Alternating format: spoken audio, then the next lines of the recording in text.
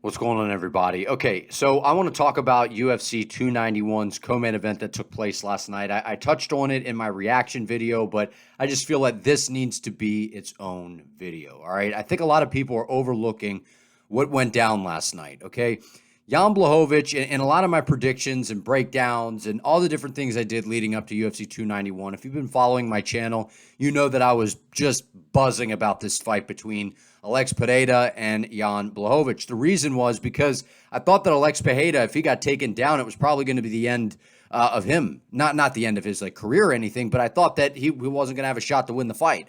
I thought that as long as it played out on the feet, Pereira would be okay. I did think that Jan was going to be able to get the fight to the floor, but I didn't expect Alex to be able to defend the way that he did. It really kind of turns out that the way that he beat Jan was the most impressive victory of his career thus far. Now, let me explain before you think that I'm crazy and saying all these different things, all right? I know he came in, he beat Israel Adesanya, but were people surprised that he beat Israel Adesanya? No, not really, because he had beaten him in the past. I get it. People were like, oh, it's MMA and it's different. But people really thought that the danger was there.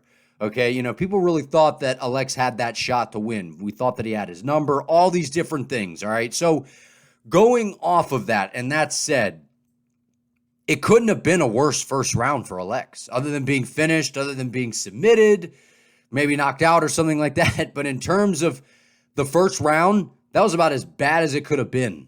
He got taken down. He got his back taken. He was up against the fence. He was defending well in the beginning there, but I just got to give credit to him. He's 36 years old. He's been in the sport for just a few years. He's, I think, 8-2 now. It was a big step up in competition. This is other than Israel Adesanya. It was nice to see him fighting somebody other than Adesanya. I don't want it to be this narrative where it's like, oh, Adesanya and Pereira, that's all Pereira is. No. This guy is a very talented striker.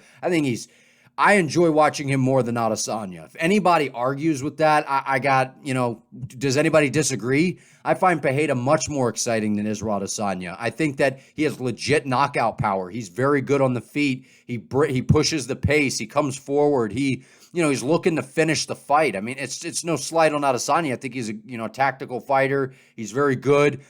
But with Alex, what Alex did last night was he got put in bad positions, was able to get out of them, was able to find a way to get back to his feet. He was tired. Jan was tired. Pereira just looked like he was a little bit fresher. He was comfortable on the feet. He started getting that jab going. He was still landing those low kicks on Jan, Israel couldn't land any low kicks on Jan.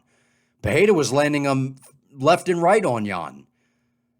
You know what I mean? So when we look at this fight and we really look at it, I understand it was a split decision. But when Jan, later in the fight, the takedowns that he did get, he didn't do anything with them. He just laid on Alex, right? This was an impressive win by Alex Pereira. The problem is everyone seems to think, we see him as this big, scary, boogeyman type of dude. You know what I mean? Everyone just sees him as this, knockout artist. And that is what he is. But there's these high expectations on a guy who hasn't had much experience in MMA. He got fast-tracked because of the whole Izzy thing. The UFC knew what they were doing. I think the UFC was hoping he was going to beat Izzy the first time. They would do the rematch. They wanted Adesanya to win the rematch to get the belt back, keep Adesanya at 185, and then send Pereira up to 205. They knew it wouldn't be long. He's a big guy. And he can make I've said, I did a video, Alex Pereira is going to make 205 great again because he's exciting. He's entertaining, and this persona that he plays, this scary, drawing the bow back, doing just all of those things. He's got devastating knockout power. He's a fantastic fighter. And this victory over Jan Blachowicz is only going to increase his confidence, knowing that he can get taken down by a big guy. That was his first fight at 205 in MMA. I know he fought Glory Kick in Glory at 205. That's striking only. Alex could stand there and strike with a heavyweight. He could. I'm not saying he would beat, there's certain heavyweights I actually think that Alex Pereira could beat, but I'll make a different video on that. But, if it goes to the grappling with a heavyweight and then one-shot knockout power, no. He's not going to beat Ngannou or Tom Aspinall or something like that. But there are some select fights I could potentially see him winning at that weight class because of how big the guy is, how good he actually is in terms of the striking. Now, if he got taken down at heavyweight, that might be a problem. But The point is, he had big expectations, that there's this, I don't want to say unrealistic expectation put on the guy, but he hasn't had many fights in MMA. This was the first time he was really taken down and tested on the ground. I know against Adesanya, the fight hit the floor, but he tried to go for a trip and, it didn't work, and he kind of, went the wrong way, and then Adesanya ended up just kind of securing the takedown and holding that top position. Pereira's been putting in the work with Glover Teixeira, man. They've really got something going on out there. The guy, he's fighting for the belt next. I hope so, at least. I'd love to see him and Yuri Prochazka. I think it's a great fight. I think that, on the feet, Pereira's got a chance against anyone.